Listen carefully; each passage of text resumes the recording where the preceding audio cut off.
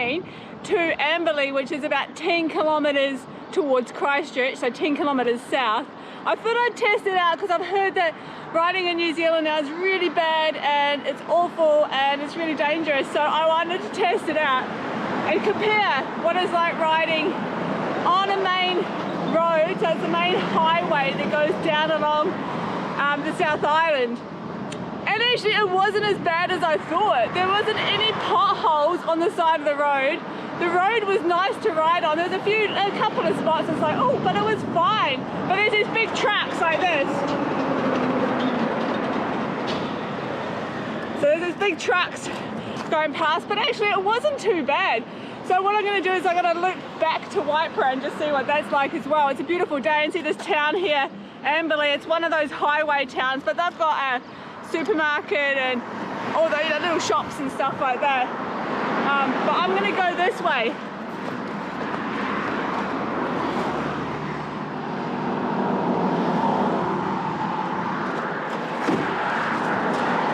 And just do a little loop. Well, it might not be a little loop, but do a loop back to Waipara along the back roads now. And I'll show you a little bit of that. But yeah, actually it's not so bad. I thought it would be worse. I was prepared to be calling my parents and saying, can you come pick me up? This is awful. But I didn't. And I had a nice tailwind.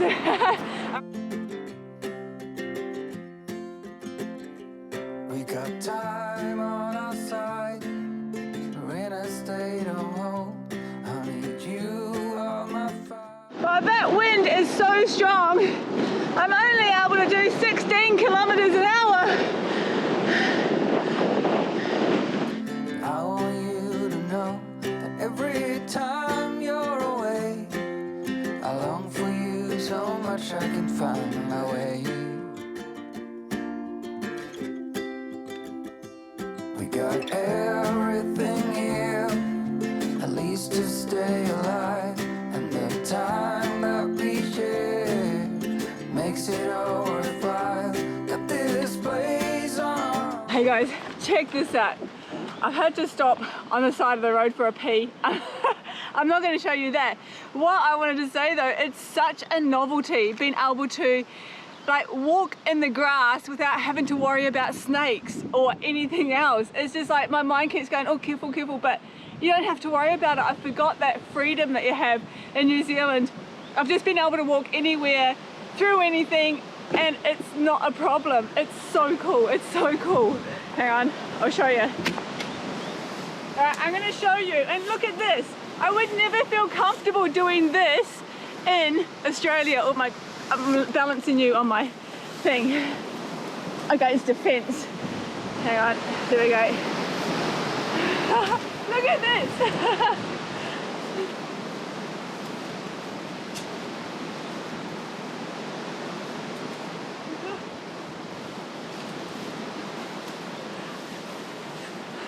You'd never do this in Australia, not without going, okay, making sure there's no snakes. I don't even have to worry about it. And the other thing I want to show you, and I'll be showing you more of this in New Zealand, but the water here is so clear. There's a bridge here that just goes, the road goes over this little river, and it's just, I mean, it's summer, so there's not much water in it, but the water is so clear. Here, I'll show you, come and have a look.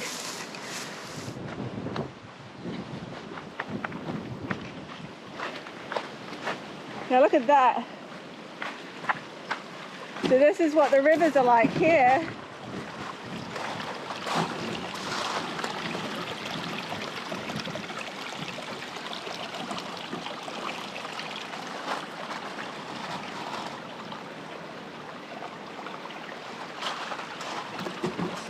Do you feel that we got something strong?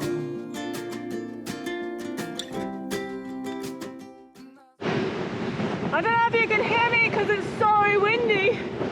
I forgot about these North Canterbury winds. Woo! Look at this.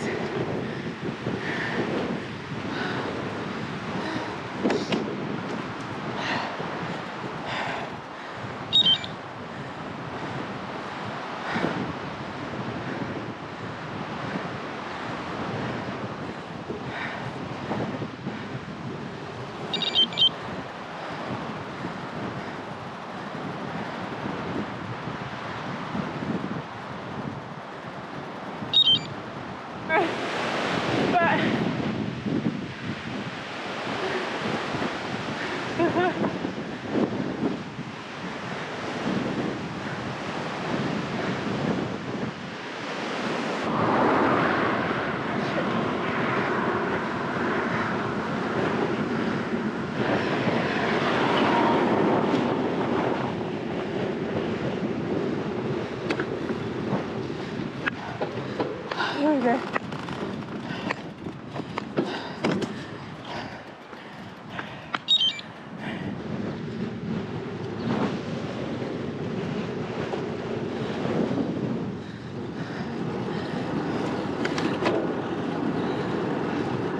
Yay, some relief from that headwind for a little bit. Cool. I can get my speed up over 16 kilometers an hour.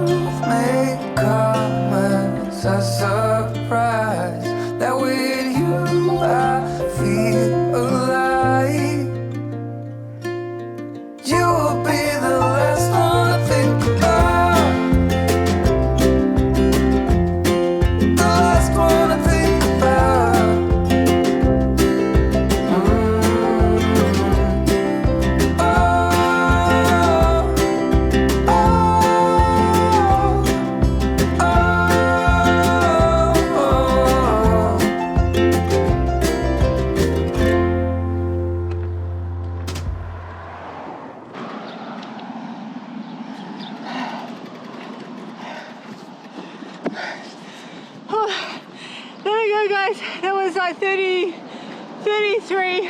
kilometers. So many trucks and traffic because here, this is the intersection to the west coast. You go that way and then you go over this way and then that way you can take this main highway up to Christchurch or go that way up to Picton, up Kaikoura, up to the, to the North Island, catch the ferry across the North Island. So it's a main sort of junction here. But yeah, it's that was a cool ride. Like everyone was pretty friendly actually. It was very similar to riding in South Australia. I do have to say though, the roads are way better here. The roads are way better. And everyone was friendly. I had people waving, giving me space. One person tooted, and I mean I was on the back road on that windy section, no other cars around. They had plenty of space to go around me, but no, that was the only person. So yeah, it's amazing. The cycling here is good, and I'm going to be doing lots more. Somebody's putting a sign up. He's got an open home here in Waipara apparently. Yep. There we go. So yeah, Waipara used to be a really quiet little town, and then they got rid of all the farming, set up all the wineries, and now it's like the Barossa or McLaren Vale in South Australia. So and lots of people come out from Christchurch, and then after the earthquake, loads of people came out as well for lifestyle blocks and things like that. So, all right, now I'm going to flick over to Bevo. I want you guys to meet Bevo. He's going to be joining me during the tour down under. So I want you guys to meet him, get to know him, and then we'll flick over to Lewis, ask Lewis, and he's going to show you packing Fredo into a box. All right, guys, stay tuned for more as I explore more of the South Island and go further south and around. It's amazing here. Okay, bye. It's so windy. Bye. Ever wonder what it's like to be an athlete on the world's biggest stage? And what really goes on inside the village? Let's find out. Legends with Bevo. Hey everybody, we are so excited here in Adelaide because the Tour Down Under is almost upon us. It's when Adelaide becomes just a cycling everything. There's just cyclists everywhere, there's lycra everywhere, there's this cool vibe.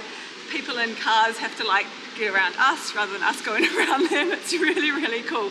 So during 2023, I did the Tour Down Under and chased everybody around and filmed it like every day of the Tour Down Under. But in 2024 for the Tour Down Under, I have asked a really cool dude to come onto my show, Bevo, and some of you might know him, some of you won't, but you will in a second. His name's, well, Legends with Bevo. And here he is. I was about to go, I'm like, you can introduce yourself. His name's Legends, Mr. Bevo. No. So you do sport commentary for television, for a podcast, you've been on radio, you've had shows and all that kind of thing. So yeah, share with people what you do. Yeah, sure. So Bevan Jones is my full name and Bevo is my nickname, and so Legends with Bevo, as you correctly said before, Serafina, so thanks for the introduction. And yeah, it's great to be involved in your amazing podcast next year, and yeah, we're looking forward to chatting to some incredible athletes. Obviously Tour Down Under, like you mentioned, is one of the biggest cycling events in the world, and so great for Adelaide, and it's such an awesome thing for our tourism, because we get people from all around Australia and overseas as well that come to our great city, and get the best cyclists in the world as well at our doorstep. So it's just fantastic, and we're looking forward to chatting to some of these great athletes. It's going to be exciting. Like, it's such a cool vibe in Adelaide when this happens, isn't it? Like the Tour Down Under. It's like, if only it was like that all the time. Yeah, exactly. The cyclists. But how did Legends with Bevo get started? And yeah, sure. So it's unbelievable. April 2018 it started. So 6 years next year in April it's been going for, which is, to me, I don't know how I've been able to survive with that time, but it's been an absolute blast, Serafina, and it's amazing you asked that. It started out as basically a footing tipping competition, actually. So myself and a mate of mine, Phil Smythe, a great basketball legend, 4-time Olympian, put up on a Friday arvo. I just finished up a radio stint for 6 months up in the Riverland, came back to Adelaide and what am I going to do next? And he's like, well, everyone loves their footy tips. So we caught up on a Friday arvo, had a chat like we're doing right now, and gave our footy tips for that particular week, and had a bit of a chat about Phil's career, a bit of banter as well, and then put it up on social media, and we thought we'd get 50 people watching or something. We had over 1,000 views, and we're like, wow, this is actually pretty cool. So that whole footy season, Smythe is a very busy man, so he wasn't able to come on every week. So what happened, I just get different people every week, different celebrity tipsters come on, and we'd have a yarn, and they'd give their tips, and we'd talk about their careers as well. And like I mentioned, have a bit of banter along the way. So we got to the end of 2018 footy season. I'm like, well, I'm actually really enjoying this, and there's obviously no footy to tip on, but why don't we just keep the interviews going and just have purely just an interview format, almost like a mini This Is Your Life. And as I mentioned before, here we are, some close to 6 years later, and over 200 interviews with some of the biggest names in sport, past and present, and and now it's comedians as well. I've done people in the community as well in the past, and entertainment icons, you name it. And like I said before, like, it's a bit surreal to look at the list of the names I've been able to get on. Just I've never played AFL or sport at the highest level, or never been a Triple M radio announcer or anything like that. So it's just been a case of just reaching out to a lot of people, and you get a bit of hit and miss. Some people reach out, some get back to you, some don't. But it's just been an absolutely amazing journey so far. And you've had a few interviews with cyclists on your show, including the voice of cycling, Phil Liggett. That was a huge thrill. I just can't believe I managed to chat to the man who's done over 50 Tour de France's now, Serafina, Phil Liggett, the voice of cycling, as you correctly mentioned. And he's just such a nice guy. I got to meet him this year when he was over here for the Tour Down Under, and I reached out to him on LinkedIn to get him on my show, and then actually wrote an article about his documentary, The Voice of Cycling, and he actually sent me a personal message thanking me for that. And he's just such a great bloke, and that just meant so much for someone who's done so much for the sport of cycling to actually take his time out of his busy life to actually message me back. Just shows the calibre of the bloke that he is as well. Yeah, so back in the day I had a show called The Road to Tokyo, which was in the lead up to the Tokyo Olympics. So I had some current and past Olympians on that, and Pat Yonker was one of those, who's obviously a cycling legend in Adelaide, won a Tour Down Under, and been at the Olympics in the past, and a friend of yours as well, Serafina. So he was fantastic. And speaking of the Olympics, remember a couple of years ago during the Tokyo Olympics, Alex Porter was unfortunately had that horrific accident, when his handlebars collapsed on him, and we saw him going down and smashing his face. And I was able to chat with him after that, or when he got back from the Olympics, and such a nice guy, Alex. So yeah, that was a real special moment, sort of getting to chat with him, and good to see he's okay now. And speaking of Alex, he was actually part of that world record team pursuit team back in the day, and I got to chat with the whole team as well. That was a real highlight too. So yeah, so there's been quite a few cyclists on the show so far. Yeah.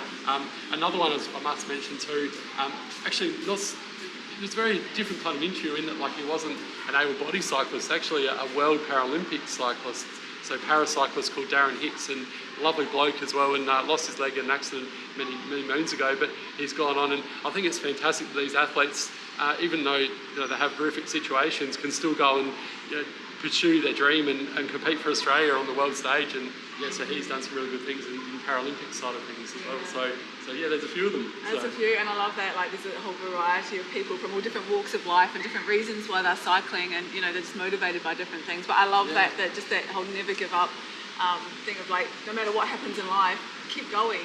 It's something in here like, just keep going. That's I love that idea for your segment as well, because you're right, never give up, such a great saying, and it's a really good idea for a segment for your show, so terrific.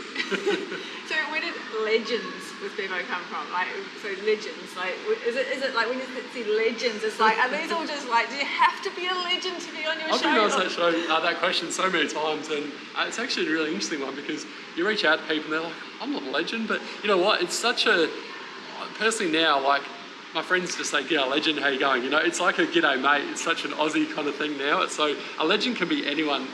People that could be a Paralympian, like I mentioned. It could be someone who saves people's lives. There's so many legends out there. It doesn't have to be someone that's been to the Olympics. So when I say a legend, I've had like people in the community, Olympians, past and present sports people, comedians, musicians, you name it, doctors. Anyone could be a legend. I had a friend say that you could be Lego with Bevo. So maybe you need to be doing like little Lego characters for a while. Well, it's late. They call it Lego here. Sorry, that's my Kiwi thing coming out, because it's Lego here in Australia. I know, isn't it? In South Australia. Only South Australia. Only South Australia. In Melbourne, they actually laughed at us. I lived in Melbourne back in the day, and they laughed at me because I said it was Lego, and they're, what, Lego? It's Lego. And it's the same as like we say plants and answer, and over in Melbourne and Queensland and New South Wales, like plants and answer, and we've got the posh English language over here in South Australia. So we have to Lego with Bevo. That doesn't quite work. Have a sip of my coffee, Actually, put your little finger out. Hang on.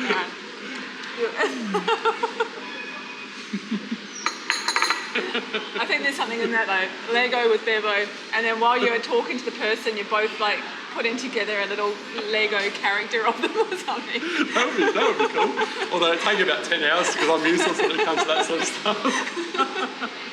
Oh, that's cool. I'm so looking forward to having you on the show and interviewing, talking to people, and I think as well with the cycling and the elite cyclists that are coming for the Tour Down Under, and talking to them, and a lot of people want to know, there's people who cycle for, fun, just for commuting, for mountain bike, all that kind of thing, but there's people who are really inspired and want to get into this sort of racing and that sort of cycling. So understanding the mentality, the food they eat, the way they think, how they train, and all of that, I think is really going to be exciting to hear, and you can draw that out of them. Yeah, 100%.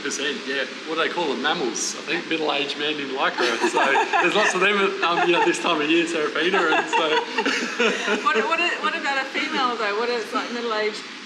What's that? More? Famil? Or what famil? Female, middle-aged female. Famil. Okay, yeah. Oh God, no, hang on. Maffle. Middle-aged female in lycra. I don't know. We've both lots of so there's plenty of mammals and mammals in Adelaide during the Tour. That's a good question. I've never actually heard that one before. So. Neither have I. We've just created a new thing there, I think. Yeah, I think. All right, we've got mammals and maffles. Yeah. 2024 word of the year for the Oxford Dictionary there. Maffles. I love it. So the Tour Down Under is here in Adelaide from the 12th to the 21st of January. So tune in, and we'll be bringing you footage and interviews and showing you what it's like here in Adelaide during the Tour Down Under and how to be a pro cyclist. Bring it on. See you guys. See you guys. Welcome to Ask Lewis with Serafina. Hey everybody, it was so fun in Melrose. Oh my goodness, I have to go back in autumn and ride that epic trail. But for now, I'm going on another adventure to New Zealand, yay! But I have no idea how to put Fredo into a box for travelling on the plane. Exactly. Yeah, so I was like, ask Lewis how to do it. Let's box it up then. Perfect. All right. Hopefully we can make a nice little video of how we sort of box up the bike. Because obviously when you go on the plane or bus or wherever it is that you're going, sometimes you can't just carry a bike like this onto the plane. You have to put it into a box so they can put it into the luggage underneath. It's important that when we're putting it into the box that we put it in nice and safely as well, because all these other things, I'm sure you've heard horror stories of these baggage handlers. They just need to load everything in, so it's all about being fast and they just chuck everything on top of each other. So if we can try and be careful with how we box it up, then we give it the best chance of being ready to ride when we're at the other end, at the destination. So I guess we'll just get started. Step number one is to sort of wrap parts of the frame with foam. The reason I do that is so that nothing can scratch it, as well as if it has some sort of small impacts in the box throughout its journey, it's less likely to get damaged. So I suppose we'll start with that. One more thing worth mentioning is there's so many different types of sticky tape that we can use when I'm wrapping it around the foam here. We've got electrical tape, we've got duct tape and gaffer tape. My favourite for this job is masking tape. The reason for that is that it's easier to rip than everything else. So when we put it on, it will hold nice and easily. And then when we get to the other end, we don't have to use anything like a tool like scissors or anything like that to cut it, because with masking tape, hopefully with our fingers, we can just rip it off. So it's a whole lot easier to do. So that's why I like masking tape when I'm putting a bike in a box.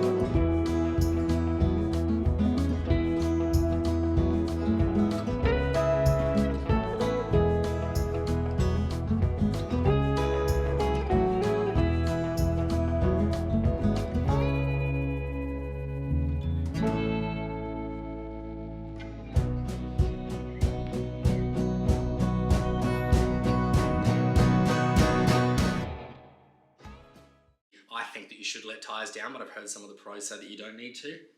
I don't trust it, so yes, we'll let some of the tyre pressure out as well. So at the moment we've got, I'm going to assume about 40 psi it feels like, so relatively hard. We're just going to let some air out, because as you go up with the plane, everything, the pressure and the science that someone can explain in the comments, the pressure of the plane just gets so hard that the tyre ends up expanding. So to save ourselves the hassle, we're just going to let some air out. Probably the most important one that a lot of people often skip because they don't think about it too much is that the rear derailleur is sitting out further than most of the rest of the bike. You can see the black part of the derailleur is sticking out past the green part of the frame. So I always choose to take the derailleur off. When the derailleur is on here, there's three parts of the bike here if you want to bring the camera in a bit closer. We've got the expensive frame, which is the green part. We've got the expensive derailleur, which is the shiny black part. And then we've got this sort of matte finish part here called the hanger. So the frame, the derailleur, and the hanger. The hanger is designed to fail. It's designed to bend or snap or twist or everything like that rather than breaking the expensive frame or the expensive derailleur. So what we're going to do is we're just going to literally remove the derailleur from it.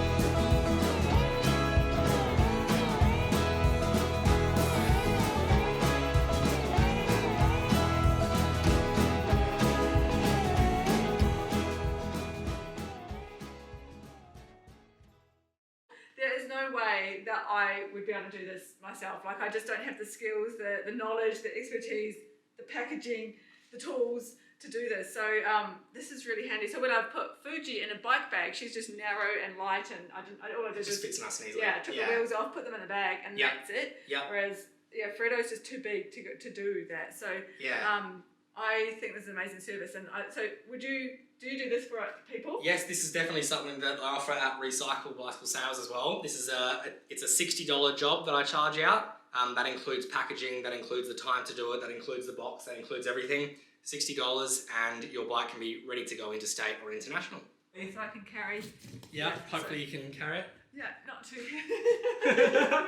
Also, we should mention which tools that you actually need for this job. It's not that many difficult tools that you need to go and buy. I suppose having a tape gun helps, but really the roll of tape is the main part that you need. That's the part that we use when we seal the box right at the end, the final step. We need whatever tool that you need to take the wheels off. On Serafina's little Freddo, it was a 15mm spanner. Sometimes it might be an 8mm Allen key or a 6mm Allen key. Either way, the tool to get the pedals off. It's important that we've got some zip ties as well. Some zip ties, some foam, and some bubble wrap. They're the three parts that we use when we're actually packing the bike up. And I like to use some scissors to cut it, I suppose, to cut the foam however it's needed. And equally as important, masking tape. Again, you might remember in the video I said that there's gaffer tape, there's duct tape, there's electrical tape, there's all these different tapes. Masking tape is the one that I've found to be the best because you can just rip it with your fingers. It's nice and easy. This is cool. Serafina, wait, I forgot the most important part. We have to put a sticker on the box. Oh. Otherwise, how are we going to know? 100%. Of course. We need one, we need more. We might put one at a few different spots and we'll put one up the other end as well. Perfect. Now everybody knows where to send it back to if it gets lost. Yes, I love that. Awesome. All right, have a great trip. See ya.